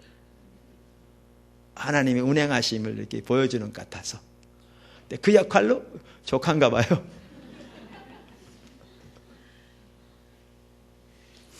제가 왜 이런 말씀을 드리냐면, 우리가 하나님을 믿는다고 하면서 많은 경우에 사람을 의지하기 쉽다고요. 뭘 약속하면 그분을 의지하기 쉽고, 안 하면 서운한 마음이 생기고, 사람을 바라보고, 그건 사람을 의지하는 거라고요. 사람을 의지하는 거라고요. 그래서 하나님을 의지하려면 하나님만 의지해야 돼요. 그래서 우리는 하나님을 완전히 신뢰해야 한다. 그 말이 그 말이에요. 여러분, 자기 의만 해도 그래요. 너희가 할례를 받으면 하나님 은혜에 뜨끈해진단 말이 무슨 말이에요? 주님 앞에 서는 공로로서, 의로서 주님의 십자가만 의지해야지, 주님의 십자가를 의지할 뿐만 아니라 할례를 받는 종교적인 의식을 의지하면 실제로는 주님을 의지하는 게 아니고 할례를 의지한다고요. 사도 바울이 나는 신앙적인 배경, 과거의 경력, 이 모든 것, 혹은 과거의 열심, 현재 열심도 마찬가지고, 이 모든 것들을 배설물처럼 여기고 주님만을 소중히 여긴다. 왜 배설물을 여겨야 돼요? 내가 경력을 소중히 여기고 내 배경을 소중히 여기면서 주님을 소중히 여기면 실제로는 주님을 소중히 여긴 게 아니고 배경을 소중히 여기는 거니까요. 이러면 내가 주님을 소중히 여긴다고 분명히 확신해요. 그런데 나는 내가 속한 교단이 우리나라에서 제일 큰 교단이고 내가 다니는 교회가 그 교단의 제일 큰 교회이기 때문에 자부심을 가지고 있다면 이 자부심이 주님에게서 나온 거예요? 교회에서 나온 거예요? 그러면 실제로는 주님을 소중히 안 여기는 거죠. 그렇기 때문에 사도 바울이 말하기를 이러한 것들을, 배경이나 그러한 과거의 어떤 경력이나 이러한 것들을 배설물로 여긴다고 말하는 것은, 그래야만 비로소 주님이 주님만을 소중히 여기는 것이기 때문에 그렇기 때문에 이처럼 우리가 우리 하나님과의 관계에서건 또 우리가 주님을 따라감에 있어서건 주님을 신뢰하되 주님만 신뢰해야 주님을 신뢰하는 것이지 주님과 방법, 주님과 사람, 주님과 내 능력, 주님과 내 배경을 동시에 신뢰하고 의지하면 실제로는 주님을 신뢰하는 게 아니고 내 자신과 사람을 의지하는 것이기 때문에 그것은 전혀 주님을 신뢰하는 게 아닙니다.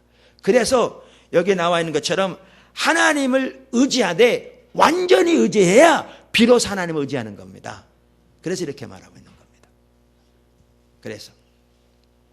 그래서 주님과의 친밀한 사귐을 위해서 이 네 가지가 중요하다고 그러는데 그렇습니다. 네 가지는 뗄래야 뗄 수가 없습니다. 그걸 같이 갑니다. 제가 우리의 신앙이라고 표현한 거 한번 좀 보여주실래요? 우리 신앙이라고. 우리 신앙은 주님을 알고 사랑하는 거라고 그랬잖아요. 그죠? 주님과 친밀한 교제. 그 다음에 앞서가시 주님을 따라가는 거라고 그랬죠. 거기에 뭐예요? 전적인 순종과 온전한 신뢰. 똑같은 얘기입니다. 이거 말고 주님. 여기 있네요. 보세요. 주님을 알고 사랑하는 존재를 다 알고 사랑하게 될 때 이것이 전적으로 주님의 행하심에 순종하는 것, 온전히 신뢰하는 것과 연결됩니다. 같은 내용입니다. 그래서 믿음은 뭐냐? 믿음은 이처럼 하나님을 전 존재로 신뢰하는 겁니다. 세 번째죠. 네 번째. 하나님의 인도하심이 있어야 믿음이 있습니다. 이걸 좀 여기 보시면요. 하나님과 친밀한 교제, 우리 신앙은 이건 주님을 아는 것, 주님을 사랑하는 것이라고 그랬고 이건 이미 말씀드렸습니다. 그러면 우리 신앙은 또한 하나님과 친밀한 교제 가운데 있으면서 주님의 일이 내일이고 아버지의 일이 내일이기에 아버지 계신 곳에 같이 있기 원하는 내 모든 것으로 주님의 행하심을 보고 내 전존재로 동참하는 것이 우리 삶입니다. 우리 신앙입니다. 우리 믿음입니다. 우리 신앙의 모든 겁니다. 근데 그렇게 하려면 뭐가 필요하다고요? 전적인 순종과 온전한 신뢰, 믿음과 순종이 필요한데 여기 보시면 앞서가신 주님을 보아야 믿음이 있습니다. 그러니까 오늘 오전에 성경 공부와도 마찬가지입니다. 주님이 주도권을 가지시고 앞서가시는 것을 분별해야 믿음이 그 다음에 따라갑니다. 그러니까 앞서가신 주님을 보지 않고 믿음이 있다는 것은 성경이 말하는 믿음이 아닙니다. 자기 개인의 확신에 불과합니다. 무슨 말이냐? 여러분 히브리서 11장이 무슨 장이죠? 믿음의 장입니다. 그렇죠? 그러니까 다른 걸 설명하는 게 아니고 믿음에 대해서 특별히 성경, 그 당시 구약 성경인데 구약 성경에 나오는 우리 믿음의 선배들, 하나님을 믿음으로 잘 따라갔던 믿음의 선배들의 얘기를 다 말해두는, 그러니까 몇 가지를 대표적으로 예를 들고 있는 게 히브리서 11장입니다. 맞습니까? 여러분 그 히브리서 11장에 저들이 믿음으로 이렇게 했다, 믿음으로 이렇게 했다, 믿음으로 이렇게 했다, 이렇게 믿음으로란 말로 시작되죠. 이 중에 단 하나도 하나님이 그들에게 하나님의 행하심을 먼저 보이신 다음에 그들이 믿음으로 따라가지 않는 게 없습니다. 바꿔 말하면 자기들이 먼저 주님을 따라가면서 이렇게 하면 주님이 도와주실 줄 확신합니다. 이러한 믿음으로 간 사람들이 한 사람도 없습니다. 아브라함이 믿음으로 어디를 떠났다고요? 자기 본토 본향을 떠났죠. 갈대아우를 떠났어요. 사실 갈대아우는 또 아버지 때 떠났고요. 하란을 떠나서 이제 오게 되어 있는데 이 떠나는 게 아브라함이 자기가 하나님을 위해서 계획을 세워서 하나님이 도와줄 줄 믿고 그 확신하는 믿음으로 떠났습니까? 아니에요. 하나님이 먼저 그를 떠나라고 해서 간 거고요. 모세도 마찬가지고요. 거기에 단 한 사람도 하나님이 먼저 운행하심이 없는 사람이 없습니다. 무슨 말 이해되시죠? 그러니까 앞서가신 주님을 분별하는 게 아직 없으면 믿음은 시작도 안 된 겁니다.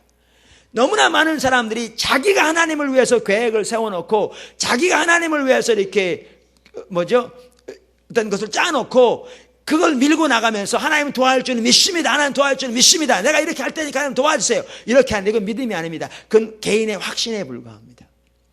믿음이 있으려면 하나님이 앞서 가셔야 합니다. 오늘 오전에 살펴본 조지 뮬러의 경우에도 자기가 뭔가 계획을 세워놓고 하나님이 도와줄 줄 믿고 성경 말씀 하나 뽑아가지고 그 붙들고 나가면서 하나님 도와줄 거라고 믿음으로 밀고 나간 사람이 전혀 아니었습니다. 우리 이미 살펴봤습니다. 그게 아니고 하나님이 주도권을 가지시고 그의 삶에서 기도하게 하시고 그의 삶에 하나님 뜻과 계획을 알리시고 그 하나님 주님의 삶 가운데 있을 때 하나님이 원하는 소원을 그 마음속에 두시고 그 하나님의 마음에 소원을 두신 것을 하나님의 영광을 추구하게 하시고 하나님의 약속을 말씀으로 두시고 그렇게 하나님께서 움직였을 때 그가 하나님의 말씀을 붙들고 하나님을 신뢰함으로 나갔을 때 하나님은 그 역사를 이루신 거죠. 그 놀라운 역사를.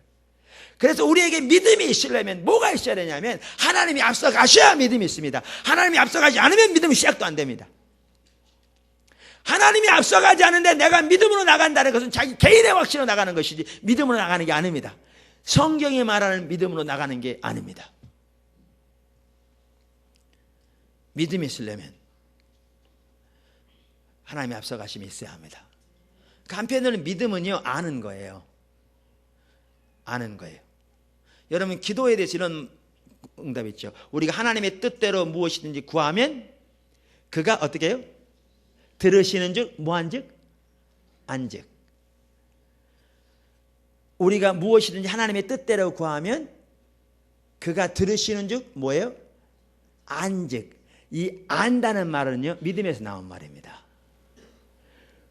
그러니까 다른 말로 하면 믿음은 뭐냐? 아는 거예요. 믿음은 막연한 기대가 아닙니다. 믿음은 막연한 기대가 아니에요. 막연한 바람도 아닙니다. 막연한 소망도 아닙니다. 그렇기 때문에 히브리서 11장에 뭐라고요? 믿음은 바라는 것들의 실상이요 보이지 않는 것들의 증거라고 그랬어요. 왜 믿음은 아는 거냐면요, 믿음은 하나님이 앞서가시며 하나님의 뜻을 말씀하셨기 때문에 하나님은 하나님이 말씀하신 대로 이루시는 분인 줄 내가 안즉 하나님이 말씀하신 그대로 이루실 것을 아는 거예요. 눈에 보이지 않아요. 눈에 보이지 않다니까요. 잡히지 않아요. 그러나 하나님이 구체적으로 말씀하셨고 그분은 말씀하신 대로 이루시는 분인 줄 알기 때문에 그분이 말씀하신 것을 그분이 하실 것을 알아요. 그게 믿음이에요. 그러니까 절대로 믿으면 바라는, 그러니까 막연한 뭐죠? 그 기대가 아니에요. 그렇기 때문에 말씀드린 대로 하나님께서 하셨다고 하셨는데 따라가는데 안 됐다. 그거는 하나님의 음성을 잘못 들었거나 하나님 때가 안 되는데 앞서갔거나 둘 중에 하나니까요. 왜 그러냐면 믿음은 분명히 아는 거예요. 보이지 않아도 알아요. 왜냐하면 하나님이 분명하게 그렇게 말씀하셨고 그분은 말씀하신 그대로 이루시는 분임을 알기 때문에 알아요. 그래서 믿음은 바라는 것들의 실상이라고 그랬어요. 그리고 믿음, 하나님께서 말씀하신 대로 믿음으로 신뢰하고 나아가면 그것이 이루어지게 되어 있어요. 왜? 그분은 말씀하신 대로 이루시기 때문에. 이루시기 때문에. 그렇기 때문에 믿음은 하나님의 인도하심이 있어야 믿음이 시작됩니다. 인도하심을 확실히 아는 것이 있어야 시작됩니다. 우리에게. 그러니까 인도하심이 있어야 되고요. 인도하심에 대한 분명한 분별이 있어야 되고요. 그래야 믿음은 시작된다고요. 그 다음에 시작된다고요.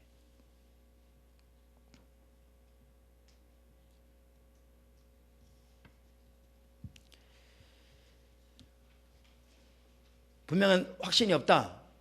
그러면요, 주님 찾아야죠. 주님 찾아야죠. 주님 뜻이 무엇입니까? 주님 의도가 뭡니까? 주님 행하심 무엇입니까? 주님 제가 어디에 있기를 원하십니까? 찾아야죠. 간절하게. 주님 목적이 되어서 주님을 더 알기를 구하고 주님 뜻과 주님 자신과 주님 목적, 주님의 길을 알기를 구하여 주 앞에 주님 곳에 같이 계신 곳에 같이 주님을 알고 찾아야죠. 주님이 이미 말씀하신 걸 순종하면서 찾아야죠. 그래서 주님이 분명하게 주님 행하심을 보이시고 주님의 행하심을 내가 분명히 알고 확신하는, 그때 주님은 말씀하신 그대로 이루신 분임을 확신하기에 그분이 말씀하신 그대로 이루실 것을 아는 그 단계가 믿음입니다. 그리고 그때 우리는 놀라운 주님의 역사를 경험하게 됩니다. 왜? 그분은 말씀하신 그대로 이루실 것이기 때문에.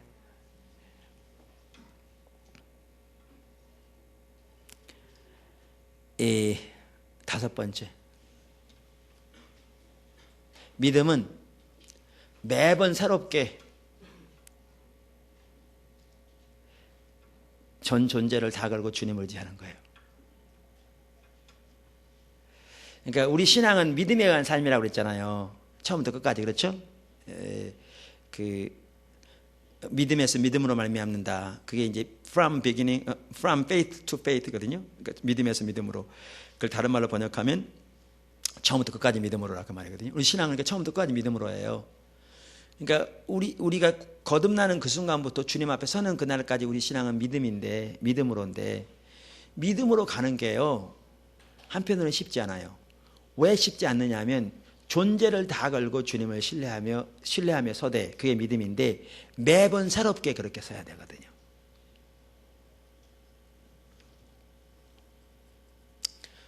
여러분이 이제 여러분 모세같이 쓰임받기 원하십니까?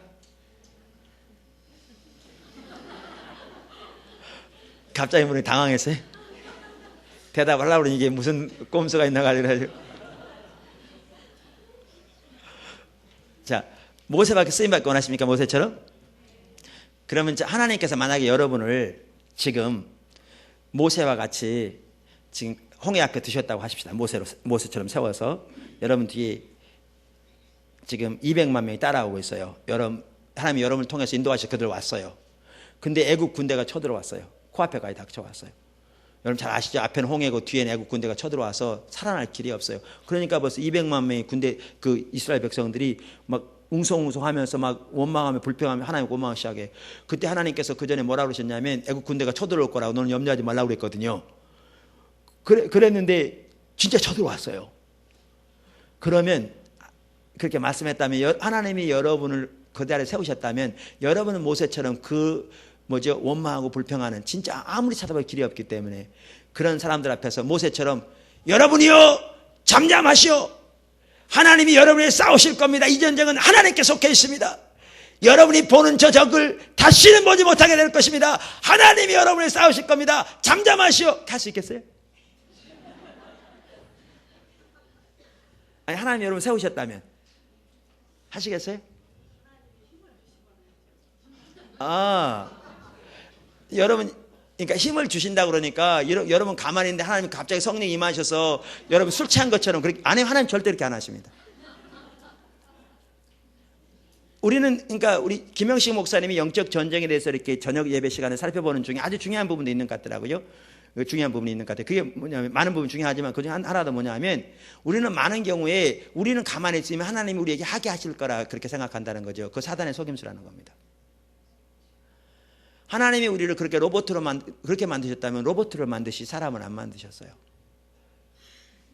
우리는 어떻게 생각하냐면 그러니까 제가 우리 권사님 탓하는 게 아니고요. 우리는 일반적으로 그러니까 우리가 마치 술 취한 것처럼 우리는 가만히 있는데 하나님께서 능력을 임하셔서 우리를 하지 못하는 걸 하게 하실 거라고 생각해. 그렇지 않아요. 그날은 오지 않아요, 여러분. 그럴 거라면 여러분이 주님 앞에서 자라나고 빚어질 필요가 아무것도 없어요.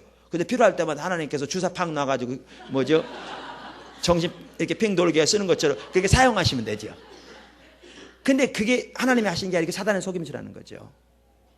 제가 여러분 하실 거라고 묻냐면 만약 여러분이 그 자리에 입장에 딱 서놓고 한다고 그러면 하겠냐 그 말이죠. 그뿐만 아니고 그렇게 하고 났더니 모세도 정신 차려보니까 자기 한 일을 한번 생각해 보세요. 그랬더니 하나님 앞에 부르짖잖아요. 왜냐하면 성경에 바로 뭐라고 그러냐면 네가 왜 내게 부르짖느냐 그 말을 보면 모세가 부르짖었던 걸 알 수 있어요. 모세도 두려웠겠죠. 자기가 얘기해놓고 보니까 하나님께서 말씀하셨는데 얘기해놓고 보니까 이게 지금 가당한 일이야죠. 전혀 길이 없는데. 그랬더니 하나님 뭐라고 하시냐면 내 지팡이를 들어 바다로 내밀라고 그러잖아요. 그럼 여러분 같으면 그 자리에 섰을 때 그렇게 할 수 있을 것 같으세요? 그거 못해요. 그런 말씀 마세요. 아무도 없는 자리 하면 몰라도 지금 하나님이 싸우실 거라고 여러분을 위해서 그렇게 말했어요. 그걸 저들에게 보여주는 거예요. 그들 앞에서. 이거 내민다고 해결됩니까?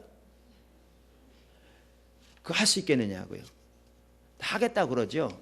근데 제가 모르긴 몰라도요. 여러분 그 자리에서는 절대 못할 겁니다. 왜요? 지금 삶에서 그거보다 10분의 1, 100분의 1도 못하는 것도 안 되는데. 못해요. 왜? 그래서 제가 뭘 말씀드리냐면요. 여러분 믿음이 절대 여기서 일이 잘하지 않아요. 믿음은 어떻게 잘하냐면 계단식으로 자라요. 이렇게. 그러니까 믿음은 하나님과 실제로 동행하는 사람을 통해 자라요. 이론 가지고 잘하지 않아요. 절대로 이런 설교 많이 듣는다고 잘하지 않습니다. 하나님 동요하는 사람을 잘해요. 근데 이게 있어요. 믿음은 한 계단 설 때마다 어떤 분이 표현한 대로 여태까지의 모든 것을 다 걸고 새롭게 서야 돼요. 실감이 안 나시는 모양이다. 하나님께서 여호수아에게 뭐라고 말씀하셨냐면 요단강을 건너라고 그럴 때 제사장들을 이렇게 앞세워서 언약궤를 쥐고 그 흘러 넘치는 강에 발을 딛고 들어가라고 그랬어요. 옛날에 홍해 건널 때 그 앞에 있었어요. 근데 그때는 모세가 갈라놓고 걸어가라고 그랬어요. 근데 지금은 흘러 넘치는 물에 들어가라는 거죠. 쉽지 않았어요. 한번 생각해 보세요. 그러다 또 해가지고 만약에 제사장 몇 명 빠져가지고 언약궤 그 속에 그냥 처박히고 그 바닷강 속으로 그 다음에 제사장 몇 명 뭐 떠내려가 죽거나 이러면 어떻게 됩니까? 자기가 죽는 건 아니지만 자기는 끝나죠. 이스라엘 백성들이 어쩌면은 자기 돌로 안 쳤을지는 몰라도 자기 말하면 듣겠습니까? 끝나. 자기의 모든 인생이 거기 다 걸린 겁니다. 모든 게 다 걸린 거예요. 그러니까 유언 부담이 작으면 문제가 아니에요. 근데 자기의 모든 게 다 걸렸어요. 다 걸렸는데 우리 일반적인 상식에 들어가라면 그게 갈라지냐고요. 안 갈라지죠. 그런데 그동안 하나님과 동행하는 삶을 통해서 이제 하나님 신뢰하는 하나님 말씀하신 그대로 이루실 것을 신뢰하고 그분이 말씀하신 그걸 이루실 걸 아는 가운데 하라 그랬죠. 그래서 갈라졌네요. 놀라운 경험을 했어요. 근데 그 다음에 나타난 게 뭐였죠? 여리고였는데 이건 또 다른 차원이에요. 여러분 홍해가 갈랐으면 이건 쉬울 것 같습니까?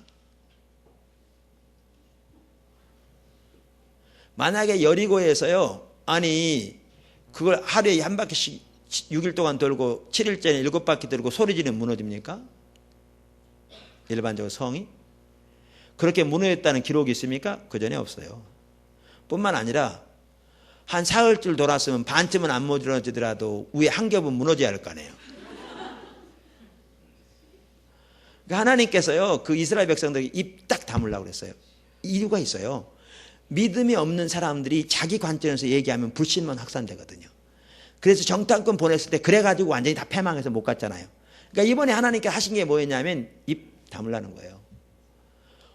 아마 여러분 같으면 따라다니면서 안 그랬겠어요? 아니 여호수아 장군 미쳤지. 전쟁하려면 군대를 뭐 이렇게 해서 해야지. 자기 생각 다 있잖아요.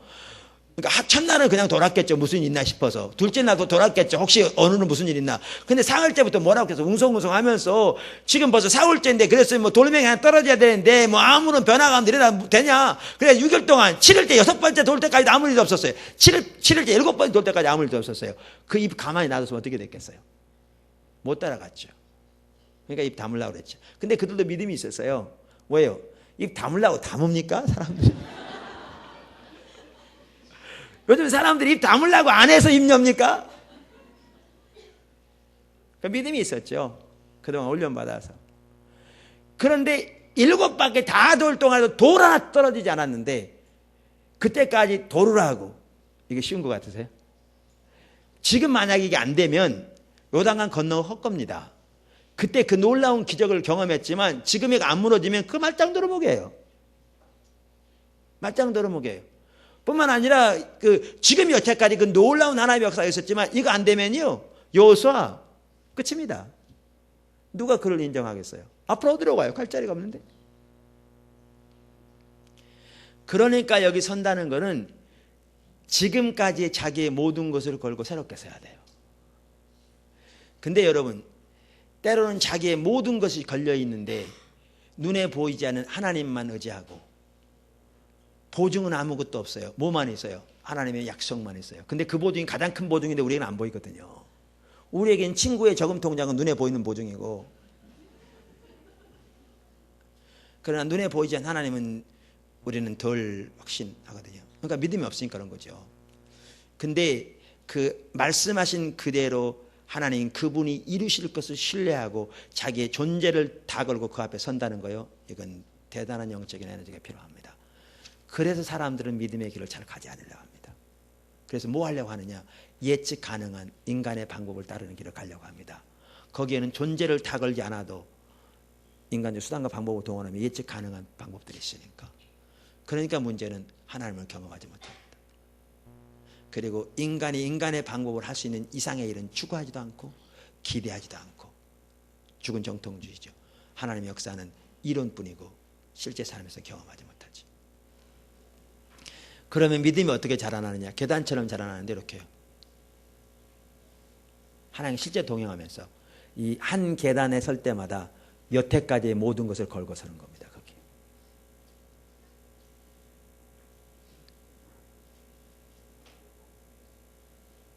그 다음 계단에요. 여태까지의 모든 걸 걸고 서는 겁니다. 모세가 어떻게 해서 그 자리에 서는 줄 아세요? 그 삶을 통해서 주와 동행해 왔기에 그 자리에 서서 된 겁니다.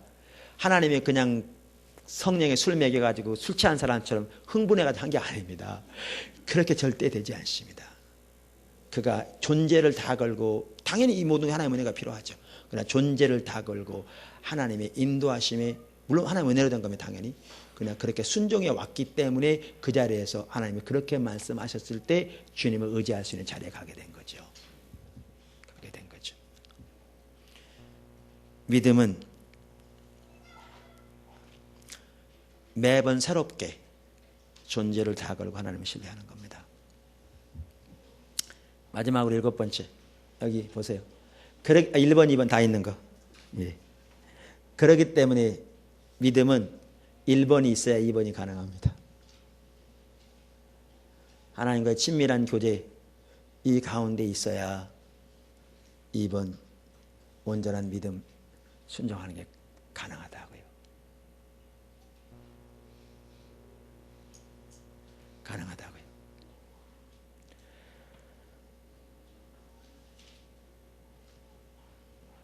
그러니까 우리가 오늘 하나님 믿음으로 오직 하나님만 의지해서 왔어요. 하나님이 놀라운 일을 하셨어요. 한 달 후에 하나님이 또 다른 새로운 놀라운 일을 하나님 말씀하셨어요. 또 다른 단계예요. 근데 존재를 보고 다 순종했어요. 하나님 함께 하셨어요. 근데 또 한 달 후에 승리하리라는 보장이 되지 못합니다. 지속적으로 주님과 친밀한 교제 가운데 있지 않으면 그때는 믿음으로 존재를 다 걸고 주님을 신뢰하지 않게 되고, 뭐를 그럼 보게 되느냐? 사람과 환경을 의지하게 되고 방법을 의지하게 되면 실패합니다. 하나님 우리를 한 번 실패했다고 버리시지는 않습니다. 그 실패를 통해서도 배우게 하십니다. 그러니까 감사하죠. 그러나 그렇게 주님과 친밀한 교제 가운데 있지 않으면 우리는 절대 성공하지 못하고요. 그걸 통해서도 배워서 다시 돌이켜 지속적으로 친밀한 교제 가운데 있으면서 믿음으로 순종한 삶을 살아가야 주님과 끝까지 동행하는 삶을 살고 주님께 귀하게 쓰임받고 또한 주님께 주님의 그 생명을 경험하며 주님이 붙드시는 살아계신 주님 우리 삶에서 경험하는 그러한 삶을 살게 될 줄로 믿습니다.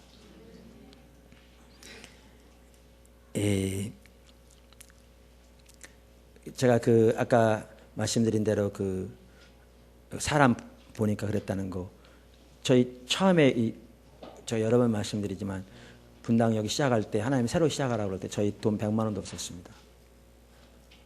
여기 반값 하나, 근데 5천만 원이 필요했죠. 다음 달 생활비도 없었습니다. 근데 하나님께 새로 시작하라고 해서 그 즉시 사표냈습니다. 그래서 하나님께 하실 걸 확신했어요. 그래서 기다리는 중에 시간은 가는데 어떤 분이 와서 3천만 원 헌금했다고 그러잖아요. 그래서 이제 곧바로 집 와서 계약하고 여기 그 다음에 얼마 안 돼서 이 장소도 이미 다 나갔었는데 그때 분양 다 됐었는데 제가 하나님께 분당에서 개척하러 처음 와서 와본 건물이 이 건물입니다. 근데 이미 다 분양됐더라고요. 그래서 이 건물 될 줄은 생각지도 않았어요. 그런데 그 뒤로 어떤 경로를 통해서 하나님께서 3층을 주셨어요. 근데 이제 계약했는데 이번에는 계약서에 잔금 날짜가 기록되어 있는데 이제 또 3천만 원이 필요한데 날짜는 다가오는데, 근데 주님만 의지하는 가운데 주님이 정확하게 그 이틀 전에, 그것도 밤 11시에 그 3천만 원 어떤 분을 통해서 전화 와서 헌금하게 하셨어요. 그래야 들어오게 됐습니다. 이거 세워질 때까지 2억이라는 돈이 들어가는데요, 하나님이 그렇게 채우신 겁니다. 그런데 그렇게 해서 채워주셨는데 주님, 그래서 하나님만 의지해 왔다고 생각했는데 주님과의 친밀한 교제 가운데 주님을 친밀한 교제가 있다고 생각하죠. 우리 떠나 있으면서도 우리는 다 그렇게 되게 돼 있거든요. 그러면서도 그 가운데 머물러 있지 못하면 나도 모르는 사이에 사람 의지하게 된다고요. 근데 하나님이 무엇을 통해서 그것을 들춰내셨느냐? 아까 말씀드린 대로 사람이 떠나는 과정을 통해 들춰내신 거죠.